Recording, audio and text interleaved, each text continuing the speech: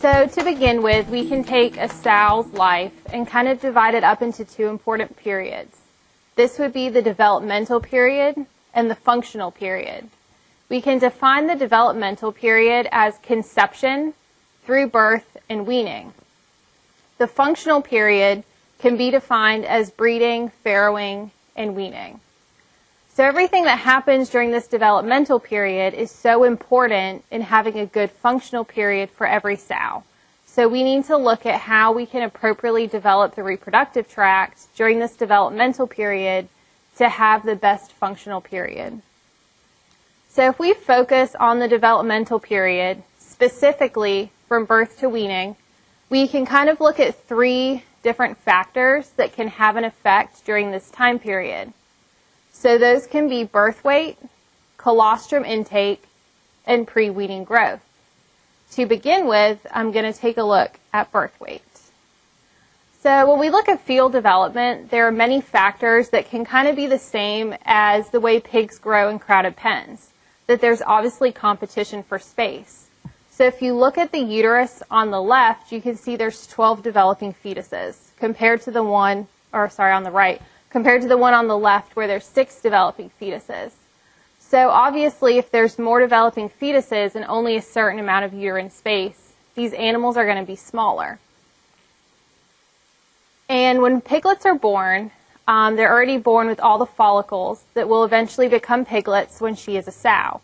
So it's very important that we look at birth weight since all these follicles are already present on her ovaries at birth. So if we compare the ovaries of a gilt that was born in a large litter of greater than or equal to 10 piglets at 17 days of age, we can see that her follicles are much smaller in size and they're much less defined. However, when we look at a cross-section of an ovary from a 17-day-old gilt that was from a smaller litter of less than or equal to 7 piglets, you can see her follicles are much larger and much more defined. So this longevity curve just looks at the effect of replacement gilt birth weight on sow longevity. So on the x-axis, we have different production phases from entry and breeding all the way through a 6 parity. When we look at the y-axis, we have the percentage of females that are remaining in production. So as you can see, the small birth weight animals that were less than 2.5 pounds performed the worst out of all 3 groups. You can see that between a breeding and a first farrowing, we lost almost 60% of the animals. So only about 40% of these low birth weight gilts actually ever had a first litter. By the time we tracked them through 6 parities, only approximately 15% of this group was left. When we look at the next birth weight category, which was 2.6 to 3.5 pounds, you can see that they had a lot more that farrowed at around 90% for a first parity, and then quite a few fell out before first rebreeding. And then when you get to a 6 parity, they're at about 25%. So they did perform better than the low birth weight group. When you look at the high birth weight group, which was greater than or equal to 3.6 pounds, you can see they performed the best out of all 3 groups. So by the first farrowing, they were at about 80%, which was lower than the middle group. But by the time they got to a 6 parity, there were almost 40% of these gilts left. So they had almost a 20% improvement over the lower birth weight animals. So we can also take a look at some other previous birth weight studies, and it has previously been determined that piglets that weigh between 1 kilogram and 1.28 kilograms have a negative effect of lifetime herd days and the number of piglets they're able to produce over time. So piglets that weighed over 1.28 kilograms were the most successful.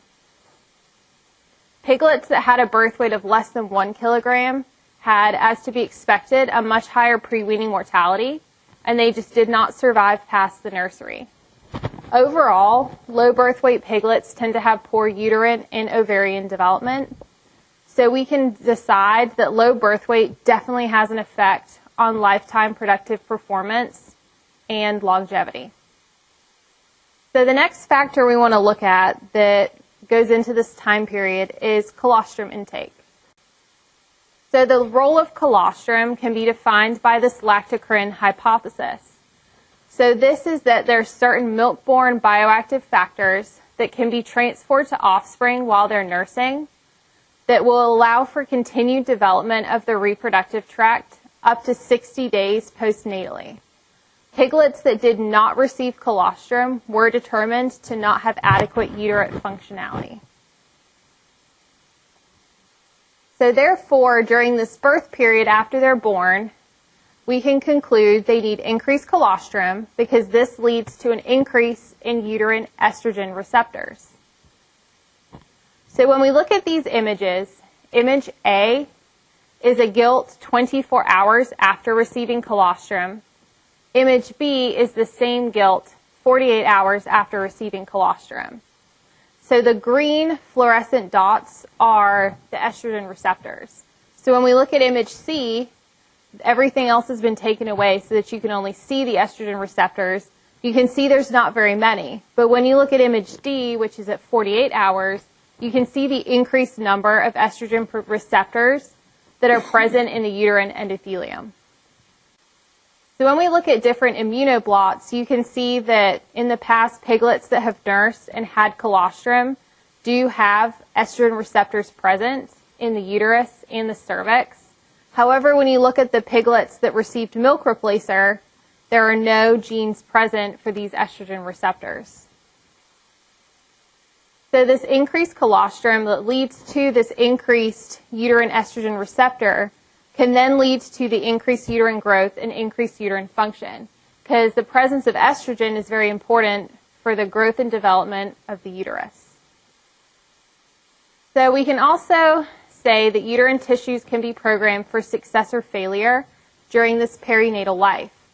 And research has concluded that adequate colostrum intake is needed for a sow to be able to support a large litter size.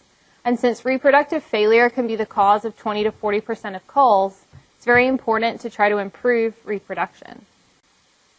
So the third factor we want to look at during this time period is going to be preweaning growth.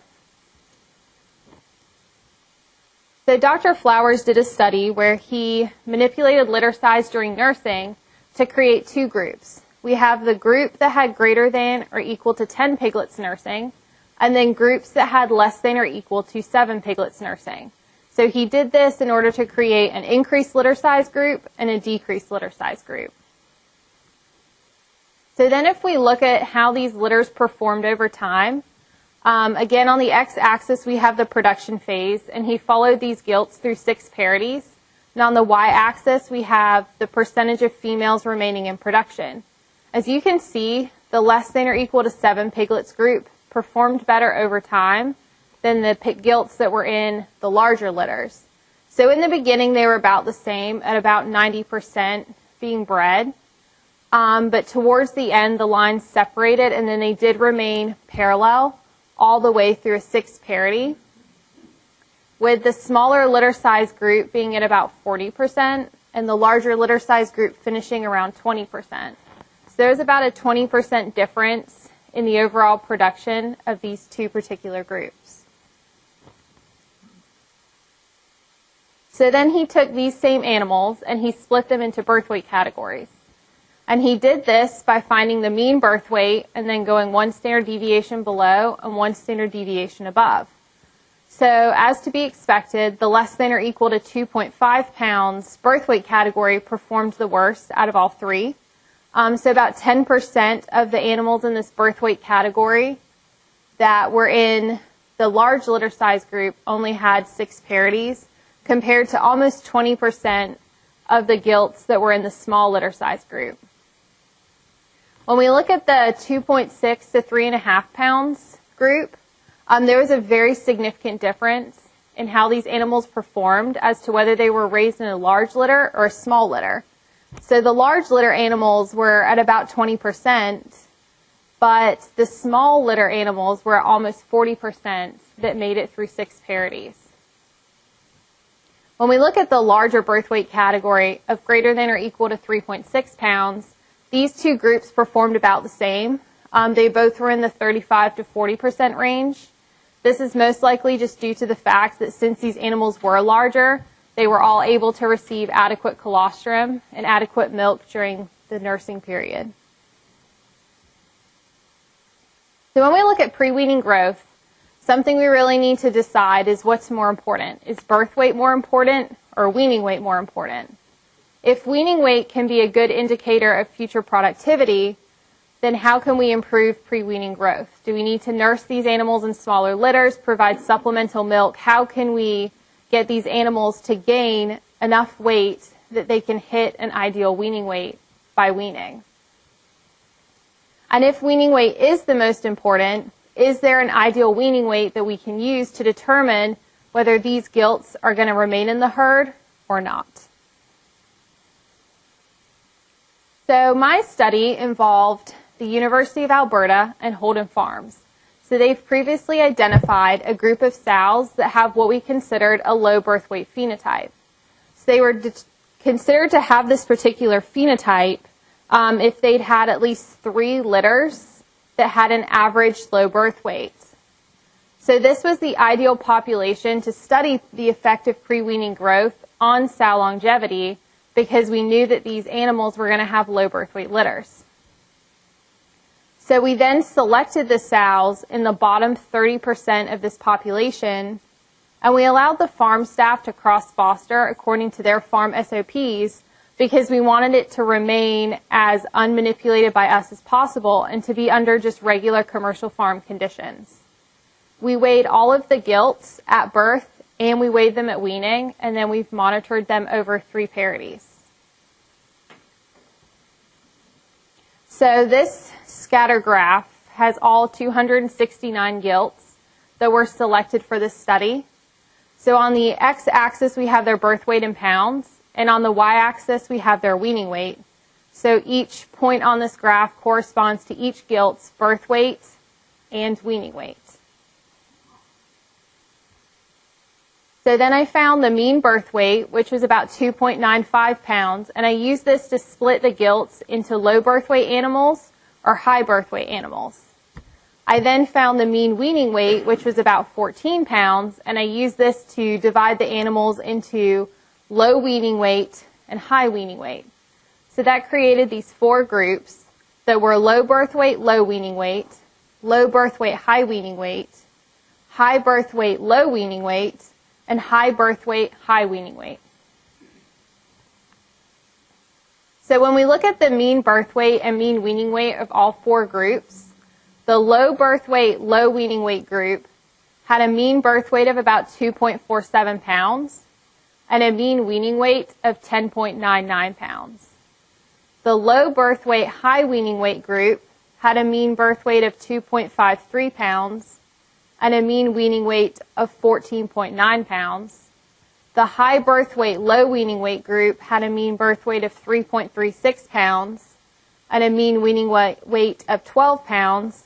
And the high birth weight, high weaning weight group had a mean birth weight of 3.43 pounds and a mean weaning weight of 16.86. So there's about a 1 pound difference in weaning weight between the low birth weight and high weaning weight animals. And there was about a 6 pound difference between weaning weights from the lowest category to the highest category. So then looking at the performance of these low birth weight, low weaning weight animals over 3 parities, you can see that between weaning and a first breeding, almost 50% of the animals had already fallen out of the population. Only about 56% were actually bred to have a first litter. And after about 3 parities, about 40% of these animals remained in production. So if we add the low birth weight, high weaning weight group, you can see that by the first breeding, they were also pretty low in about the 50 to 60% range. And by a third parity, about 40% of these animals remained in production. So between these 2 low birth weight groups, after 3 litters, 60% of these animals were no longer remaining on the farms. So then if we add the high birth weight, low weaning weight group, this group was significantly improved over the low birth weight groups.